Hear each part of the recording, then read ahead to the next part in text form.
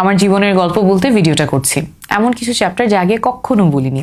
আমার দাদা পোস্ট অফিসে কাজ করতেন। প্রায় 50 বছর আগে উনি খিলগাঁয়ের ঝিলের পাড়ে বাড়ি করেন। আমার জন্ম আর বেড়ে ওঠা সেখানেই। একদম ছোটবেলার যে স্মৃতিগুলো এখনো চোখে ভাসে তার মধ্যে একটা হচ্ছে আমার বাবার মুরগির খামার। আমাদের বাড়িতেই বাবা টিনশেডের একটা মুরগির খামার করেছিলেন। বাবা যখন মুরগিগুলোকে পানি দিতেন, আধার দিতেন, আমিও ছোট মানুষ বাবার পিছু পিছু ছুটে যেতাম। খিলগা থেকে আমি আর মাহির, গোরান থেকে ইনান, আমরা সব বন্ধুরা স্কুল বাসে করে দল বেঁধে স্কুলে যেতাম। এই এলাকার 8-10টা ছেলেমেয়ের মতোই আমিও বড় হয়ে দেশের জন্য ভালো কিছু করার স্বপ্ন দেখতাম। যখন ভিকারুননিসা কলেজে চান্স পেলাম, তারপর ঢাকা মেডিকেলে চান্স পেলাম, সবচেয়ে বেশি খুশি হয়েছিলেন আমার দাদু। উনি সবসময় চাইতেন আমি ডাক্তার হই। ঢাকা মেডিকেলে পড়ার সময় রানা প্লাজার ধস হলো। এখনো মনে আছে, আমাদের এমার্জেন্সিতে পা ফেলার পর্যন্ত জায়গা ছিল না।